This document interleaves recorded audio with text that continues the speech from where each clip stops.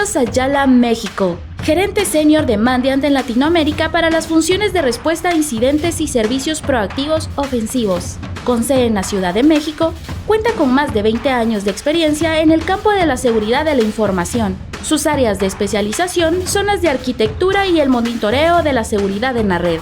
Ahora con ustedes, Carlos Ayala, con el tema El valor de las notificaciones de víctimas en Latinoamérica. Buenos días a todos. Muchas gracias a nombre de Mandiant por esta invitación a participar en el Congreso de Investigación y de Seguridad en Latinoamérica. Muchas gracias al INCIBE Guatemala, a la Universidad Galileo. Bueno, mi nombre es Carlos Ayala. Yo soy manager de Latinoamérica, en particular para respuesta a incidentes y servicios proactivos.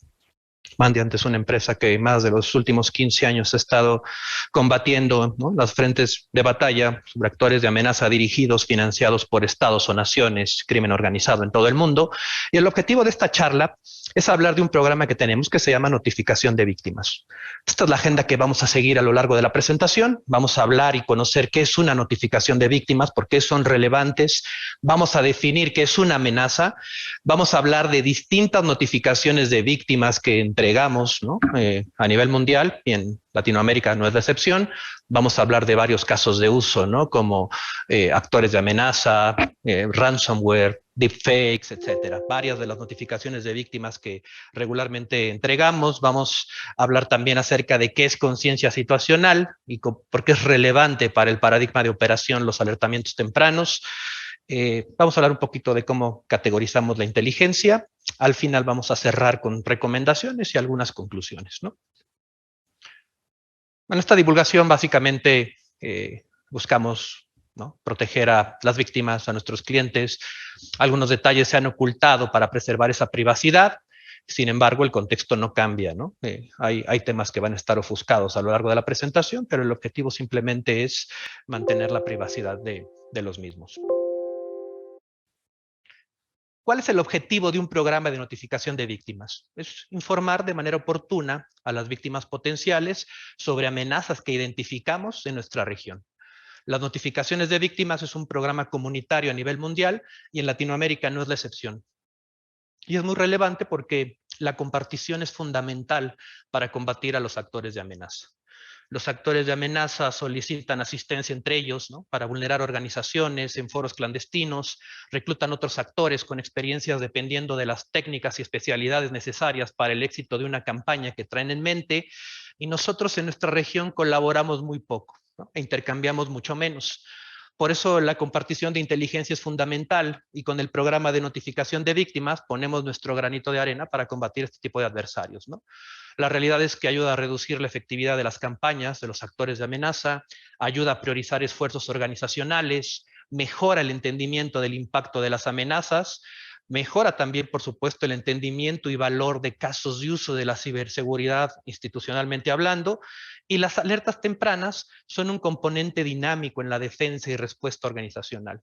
Así Mandiant, por medio de esta constante colección y análisis, tratamos de compartir inteligencia accionable para que las organizaciones puedan responder muy rápidamente a las intrusiones que detectamos, ya sea por áreas de inteligencia o por más de 200,000 horas al año que respondemos incidentes en todo el mundo. La detección por fuentes es relevante, ¿no? Y aquí estamos hablando de los últimos 10 años para dejar un precedente. La notificación externa es cuando una entidad fuera de nuestra organización nos informa sobre un compromiso. En general, hubo un aumento en las notificaciones externas de intrusiones en 2021 comparado con 2020, como nos presenta la gráfica, acorde al M-Trends, que es el reporte anual que publicamos y que recientemente acabamos de liberar. Es un referente en la industria en materia de intrusiones, de actores de amenaza, de métricas, de técnicas defensivas que pueden utilizar en sus organizaciones. Este tipo de aumentos se debe en parte a la mejora de las capacidades del intercambio de información y los mecanismos de comunicación. Ojo, en Latinoamérica hay muchas oportunidades de mejora todavía, ¿no? Las notificaciones de víctimas contribuyen a que las organizaciones detecten intrusiones por medio de fuentes externas. Sin embargo, como también vemos en la gráfica, la detección de la mayoría de las intrusiones continúa siendo a través de capacidades internas. Eso se puede definir a la mejora metodológica, ¿no?, a la inteligencia que están aplicando las organizaciones para ir mejorando el nivel de madurez día con día. ¿De qué vamos a estar hablando a lo largo de esta charla? Vamos a hablar de 10 casos de uso bastante relevantes, ¿no? Vamos a estar eh, hablando, por ejemplo, de los grupos de actividad, vamos a hablar de ransomware, fuga de información y ataques que en general son tendencia. Y trataremos mucho de, pues básicamente, de ir clarificando esas notificaciones que vamos entregando sobre adversarios, actores de amenaza, tendencias innovadoras, el ransomware, ¿no?, que en 2021 del 23% de intrusiones involucraron ransomware en comparación, por ejemplo, con el 2020, que fue un 25%. Pero son básicamente amenazas que estamos viendo frecuentemente. ¿Qué es una amenaza o qué podemos entender por una amenaza? En general, las amenazas son problemas multidimensionales que requieren varios modelos y abstracciones para ser comprendidos correctamente. Las amenazas se pueden establecer evaluando capacidad, intención y oportunidad. Estos son atributos que el actor de amenaza tiene en pos de comprometer una organización. La intención, básicamente, es lo que el adversario busca lograr. La oportunidad son condiciones necesarias para lograr esos objetivos. Pueden ser técnicas, logísticas, legales y otras tantas, ¿no? La capacidad en sí es el grado de éxito, ¿no?, del adversario para lograr esos objetivos, y las capacidades incluyen tanto habilidades como recursos. Así pues, una intrusión es cualquier intención sin importar el grado de éxito para ganar acceso a una red de cómputo.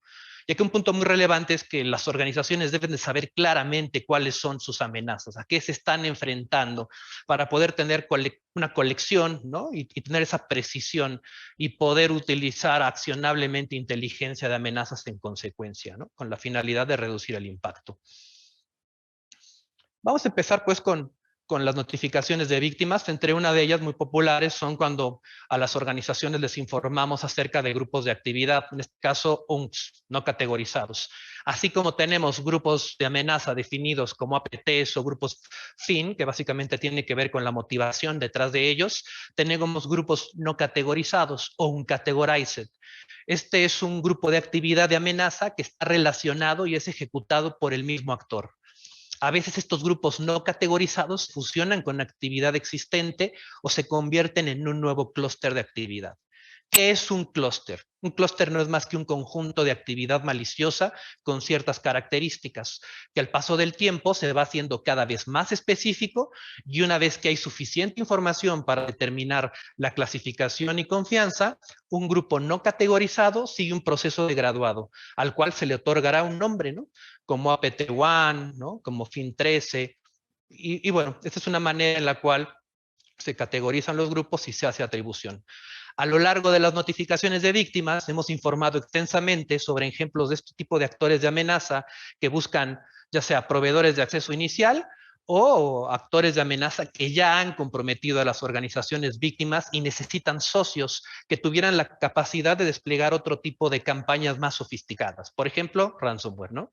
En este caso particular que estamos viendo, Mandiant observó en las campañas de UNC 2500 y notificó, ¿no?, las técnicas, tácticas y procedimientos.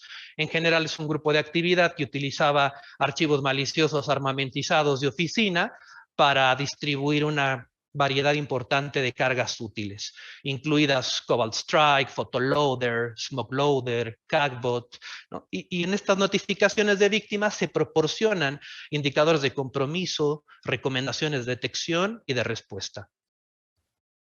Otro caso de uso muy particular pues es ransomware, sin lugar a dudas. Ya decíamos que en 2021 el 23% de las intrusiones involucraron casos de ransomware. En este ejemplo que vemos, se notificó detallando la actividad identificada maliciosa dentro del entorno de la víctima, así como los sistemas comprometidos, de tal manera que las organizaciones afectadas, y en donde hicimos detección temprana por medio de las investigaciones cruzadas que vamos haciendo a nivel mundial, bueno, y estas recomendaciones se emiten, se entregan, Se trata que las organizaciones operacionalicen esa inteligencia para poder evitar la progresión de estas campañas de ransomware. En algunos casos, las organizaciones le dieron celeridad y pudieron resolverlo. En otros casos no. Desafortunadamente, semanas y meses después sufrieron las campañas de ransomware, ¿no? Respondimos el incidente o varios incidentes relacionados con estas notificaciones de víctimas, pero la realidad es que esto se pudo haber evitado, ¿no? Y esto es bien importante porque las notificaciones de víctimas tienen un carácter disruptivo a las operaciones de los actores de amenaza si se resuelven a tiempo, por supuesto, ¿no? A lo largo de las notificaciones de víctimas hemos visto crecer estas asociaciones de ransomware en comunidades clandestinas, dado que los actores motivados financieramente se han visto atraídos por la efectividad de este tipo de operaciones. Notamos actores asociados con varias familias de ransomware, anunciando numerosos programas de afiliados, solicitando asistencia para vulnerar otras organizaciones y reclutar actores con experiencia, por ejemplo, en tácticas de fuerza bruta para lograr accesos iniciales y así poder desplegar una campaña de ransomware, ¿no? Y repartirse las ganancias. En este caso específico estamos viendo, ¿no?, una notificación relacionada con organizaciones que fueron comprometidas por medio de Anchor, con capacidades de comando y control, ejecución de comandos, descarga de archivos, ejecución de procesos, etc. Este actor de amenaza en particular también utilizó Cobalt Strike luego de las infecciones exitosas e implementaron distintas piezas de ransomware, como puede ser Ryuk, Mace y Conti, que por cierto hoy en día está muy activo en Centroamérica, ¿no? Otras notificaciones que son quizá un poquito más innovadoras, recientes, tienen que ver con deepfakes. Los deepfakes son imágenes, videos o grabaciones de audio falsificados. A veces las personas en ellos son identidades falsas generadas por computadora, que se ven y suenan como si fueran personas reales, pero la realidad es que no lo son. Notificaciones de estas tenemos algunas, en particular, por ejemplo, en Brasil, donde el actor de amenaza publicó la generación de varios videos falsos para evadir los mecanismos de autenticación. Acorde a este actor de amenaza, funcionaron en 13 instituciones financieras de este país. Entonces, ya estamos viendo la ejecución de este tipo de técnicas para lograr objetivos específicos maliciosos. En México, por ejemplo, vimos redes coordinadas en campañas electorales, en las elecciones pasadas, esto como parte de las campañas de desinformación, que ahora equipadas con audio y video falsos, pues pueden ayudar a influir en las elecciones, afectar la moral de la población y en general desestabilización política. En México puntualmente aprovecharon imágenes generadas por redes generativas adversariales como fotos de perfil. Y estas cuentas, bueno, solían publicar tweets a políticos, ¿no?, posiblemente en un intento de enmascarar y parecer un poco más auténticos. En Mandiant, los últimos años, hemos observado que múltiples actores de amenaza motivados financieramente anuncian servicios de deepfakes, por ejemplo, en foros clandestinos. Y evaluamos con una confianza moderada que los actores de amenaza aumentarán el uso de herramientas y servicios deepfakes en un futuro, ¿no?, conforme se vayan popularizando. La fuga de información es una de las notificaciones quizá más típicas que cada semana estamos presentando. Aquí mostramos un caso muy específico de un grupo de actividad, ¿no?, con origen venezolano. El grupo se llama Kelvin Security y bueno, está activo al menos desde el 2013.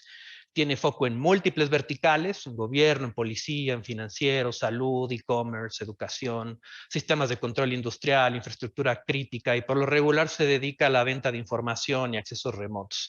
Está activo en varios países de Latinoamérica desde hace muchos años. Entonces es un grupo muy prolífico y una notificación de víctima pues busca informar a las organizaciones que esa información que ellos consideraban privada, confidencial, secreta, pues ya no lo es tanto, ¿no? De tal manera que puedan tomar acciones para identificar esas brechas o cómo potencialmente pudieron haber exfiltrado esa información. Las campañas, aquí me voy a detener un poquito más, me parecen datos muy relevantes. Las campañas son esencialmente perfiles de comportamiento formulados de tendencias, ¿no?, de actividad de una intrusión. En Latinoamérica existen 3 focos principales de ciberdelincuencia: Brasil, Colombia y México. Cada uno de ellos tiene sus particularidades, sus características, métodos, así como sus objetivos. Brasil, sin lugar a dudas, es el actual país número 1 en casos de incidentes de ciberdelincuencia. Aquí los actores de amenaza han estado adaptando sus propias herramientas de ataque durante años y han desarrollado malware con un nivel de sofisticación bastante alto, ¿no? Estos grupos brasileños han creado sus propias versiones de malware, principalmente malware bancario, como campañas que hemos informado los últimos años relacionadas con LatentBot, con Proxy Changer, con Mecotio, con Carnival y con Lampion, por ejemplo, ¿no? Siempre han sido grupos locales. Sin embargo, los últimos 3 años hemos visto una progresión expansiva hacia países vecinos como Chile, Colombia, Argentina y particularmente en México también, ¿no?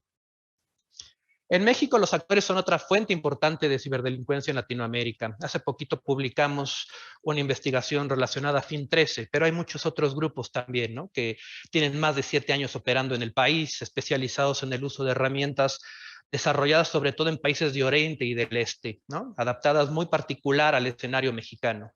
Estas herramientas son básicamente bot zombies como SmokeLoader, Betabot, Andrómeda, que se utilizan para controlar una inmensa cantidad de equipos infectados, ¿no? Posteriormente, pues despliegan campañas post-compromiso de herramientas de control de acceso remoto, como puede ser SimpleRat, o la utilización de páginas de phishing en bancos mexicanos.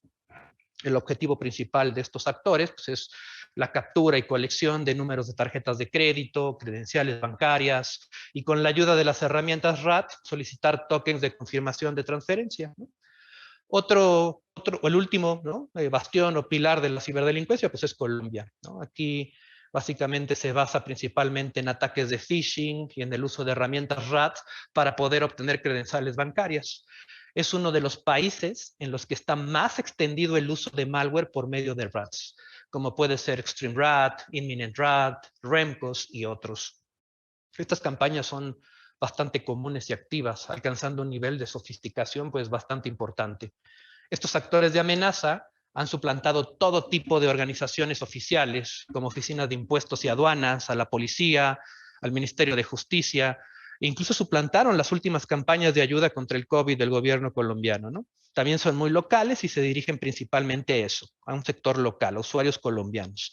En el resto de países latinoamericanos, por supuesto, también existen focos de cibercriminalidad, pero la realidad es que son menos activos y las tendencias son pues, un poco más básicas. El relleno de credenciales, pues básicamente es la inyección automatizada de credenciales robadas en formularios de inicio de sesión de los sitios web, ¿no? Así, de esta manera, el actor de amenaza podrá obtener acceso fraudulento a las cuentas de los usuarios y de esta manera poder ordeñar información confidencial, como pueden ser números de tarjetas de crédito, mensajes privados, imágenes, documentos y otra información sensible, ¿no? Que tenemos almacenada. Actualmente hemos visto diversas tendencias que hemos reportado activamente en la región, ¿no? A través de las notificaciones de víctimas, como por ejemplo el encontrar o buscar el uso indebido de tokens web para un mayor abuso del servicio particular, solicitar APIs no documentadas. Los desarrolladores, por ejemplo, de herramientas de fuerza bruta, realizan investigaciones de abuso de API a pedido de forma individual en mercados clandestinos, donde son contratados. Hay una demanda creciente en servicios para desarrollar y eludir diferentes protecciones, como puede ser Akamai o en cápsula, ¿no? Como estamos viendo ahí en la imagen. Hay también un aumento de interés en los emuladores de Android para estos ataques de relleno de credenciales. Otra de las técnicas, bueno, o de las notificaciones que típicamente reportamos están relacionadas con fraude. Un fraude es un engaño con la finalidad de conseguir un beneficio, ¿no? Cualquiera que este sea, típicamente es monetario. Por ejemplo, en este caso, en las capturas de pantalla del actor de amenaza que estamos viendo, se pueden ver supuestos recibos de financiamiento aprobado y pagado con fechas recientes. Así el actor de amenaza manipula los financiamientos a su antojo y se queda con una porción del beneficio que otorga a estos defraudadores, ¿no? El malware es otro caso de uso muy puntual, ¿no? Es muy popular.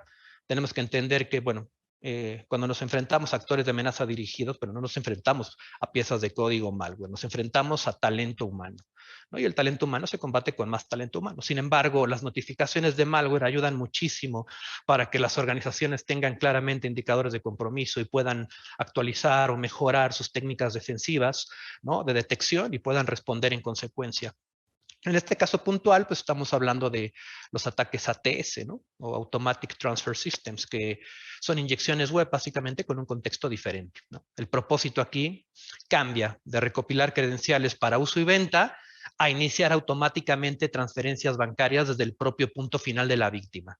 Todo esto sin la necesidad de registrar sus credenciales, pasar por autenticación multifactor y todas las medidas antifraudes posibles que pudieran existir. En este ejemplo de notificación de víctima, los actores de amenaza utilizaron el mismo dominio fraudulento que han empleado en otras campañas anteriores, ¿no? El ataque se basó en una primera inyección de descarga de farming a través de malware que descarga un archivo JavaScript malicioso, y este código malicioso es inyectado en el navegador de la víctima. Así, cuando la víctima visita, por ejemplo, las aplicaciones de banca en línea de diversos bancos, bueno, finalmente se realiza este ataque ATS, ¿no? Para transferir esos fondos de forma ilegal.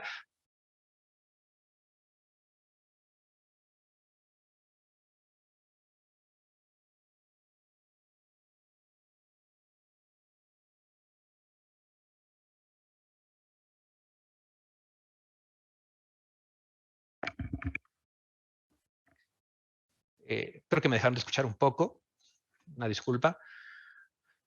Y bueno, en esta campaña, particularmente la infraestructura maliciosa solo operaba si la dirección IP de geolocalización del visitante correspondía al país de origen. Y bueno, todos estos scripts que recolectamos a lo largo de la investigación, bueno, son desconocidos en la escena pública de seguridad actual. Otra de las notificaciones de víctimas, pues interesante, popular, tiene que ver con la venta de accesos remotos.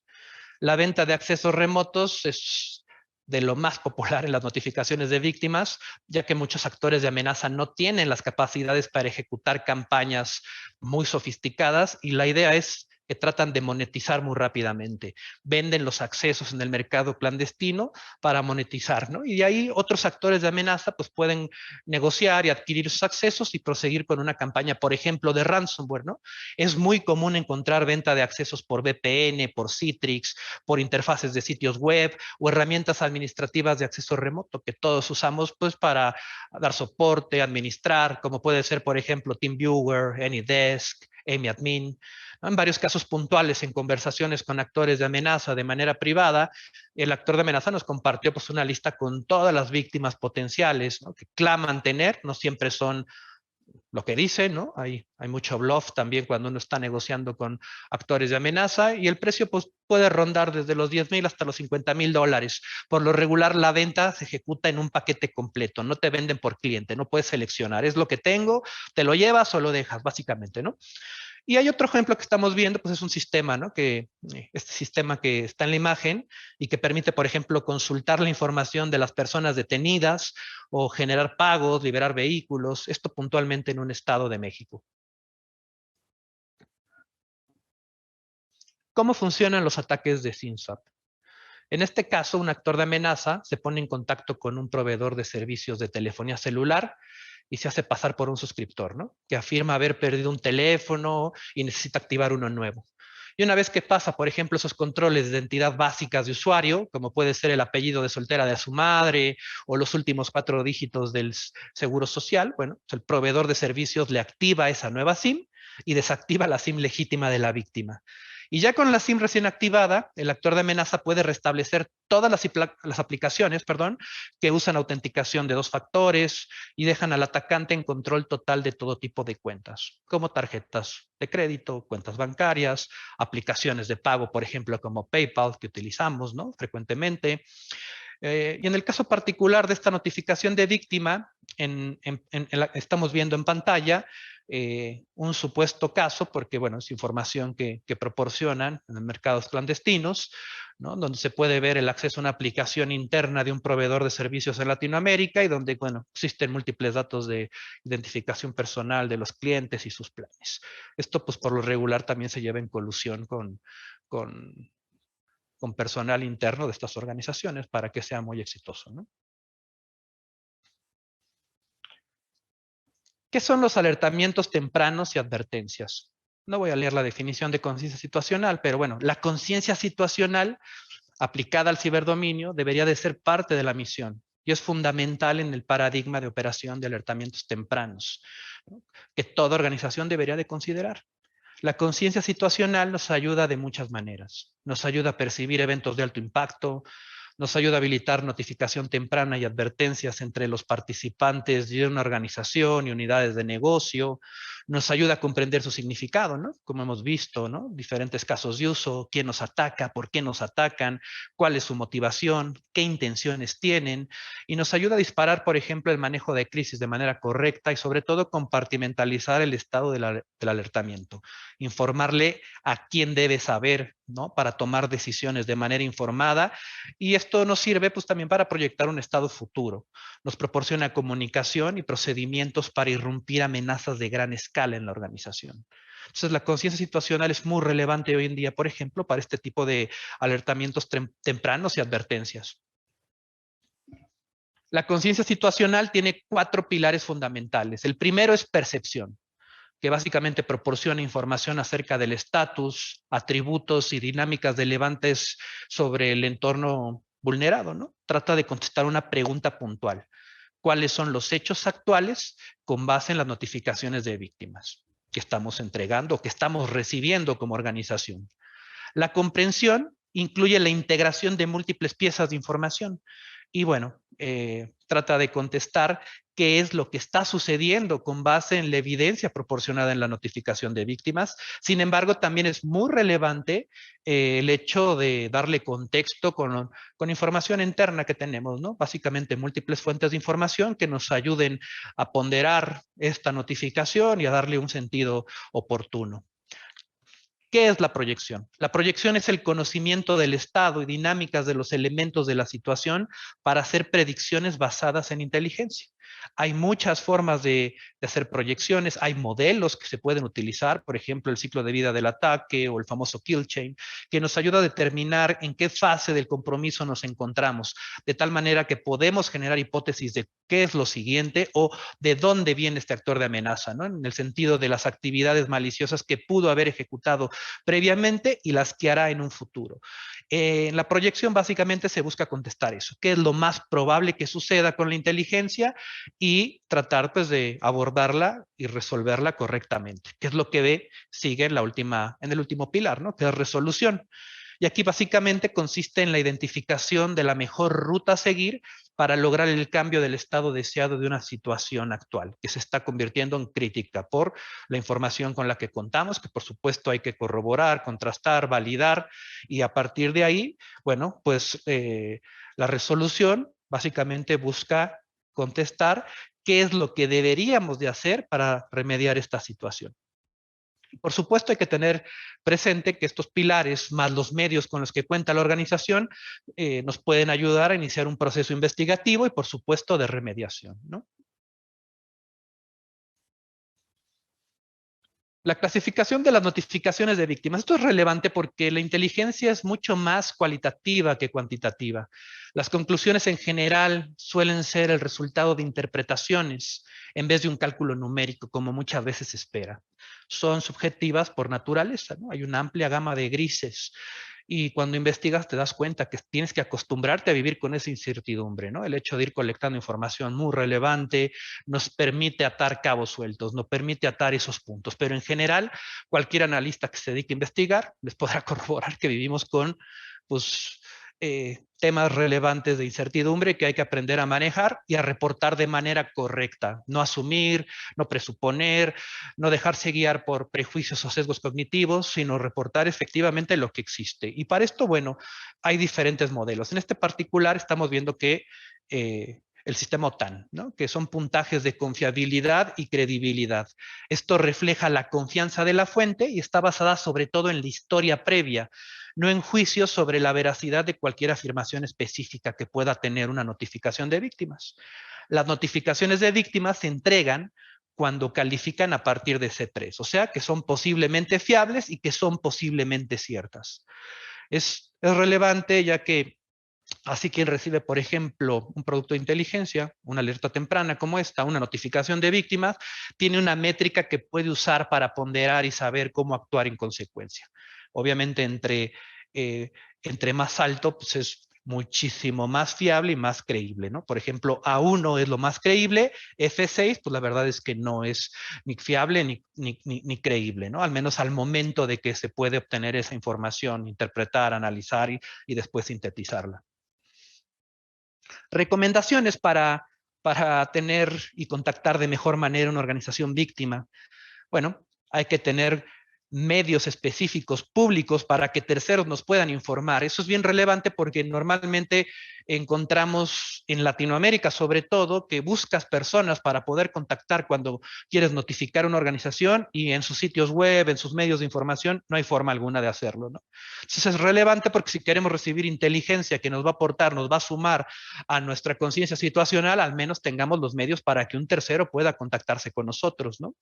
Es importante que exista un titular, ¿no?, asignado a este tipo de alertamiento temprano, estas notificaciones y un respaldo informado, o bien una lista de distribución interna por si siguen procesos de monitorización que entre cambio y cambio siempre estén informados de todo lo que está sucediendo.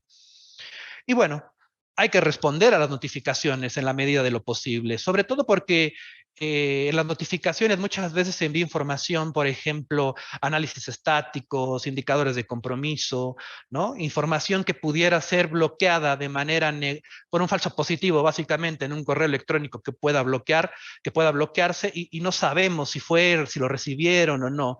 Y en ocasiones, pues simplemente el hecho de no recibir una respuesta, le damos seguimiento para tratar de corroborar, pero bueno, responder o tratar de responder, pues no está de más. La realidad es que hay mucho trabajo detrás de una notificación de esta naturaleza y se agradecería muchísimo la respuesta por parte de la víctima, ¿no? Realmente no se busca culpar, se busca notificar e informar de que algo hemos visto para que se pueda atender con premura, ¿no? El hecho de voltearse hacia otro lado, mirar hacia otro lado, no quiere decir que el riesgo se va a reducir, ¿no? O sea, hay que darle seguimiento también a las notificaciones de una manera oportuna. En los casos de ransomware ha sido muy puntual y es lamentable que teniendo información para poder hacer una priorización, un triaje específico en las organizaciones que después fueron víctimas, pues simplemente no se haya hecho, ¿no? Y después, bueno, hay costos asociados sobre una respuesta a incidentes de esta naturaleza empresarial, ¿no?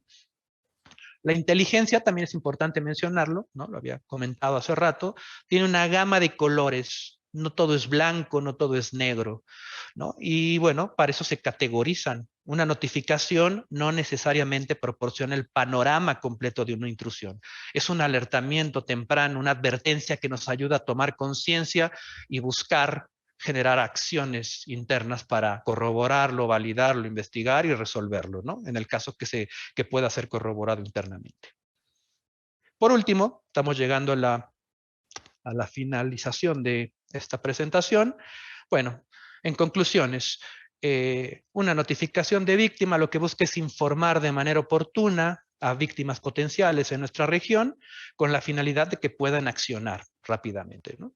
Estas alertas tempranas son efectivas en la defensa y en la respuesta, ¿no?, sobre todo, si se les da atención y la criticidad adecuada. La conciencia situacional debería de ser parte de la misión y es fundamental en la operación de los alertamientos tempranos y advertencias que toda organización debería de desarrollar, porque hoy en día hay mucha información, ¿no?, inteligencia de fuentes abiertas, semiabiertas, que pueden ustedes ya sea colectarla, ¿no?, analizarla, o bien estar abiertos para recibirla de terceros, ¿no? Eso es bien importante. Otro punto muy relevante, ¿no?, como parte de las conclusiones, hay que tener puntos claros de comunicación, que es lo que decía hace rato, tener mecanismos en donde pueda ser informado si algún tercero, puede ser un ser nacional, puede ser una organización como Mandiant, que estamos constantemente entregando este tipo de inteligencia, ¿no?, nos puede informar para que estemos informados y podamos actuar en consecuencia, ¿no? Cualquier organización que esté escuchando esta charla y quiere ponerse en contacto con nosotros para recibir notificaciones de víctimas de su organización, con mucho gusto, ahí está mi correo, ¿no? Y si tienen alguna duda adicional, pongo la referencia pública que está en nuestro portal. Muchas gracias nuevamente por la invitación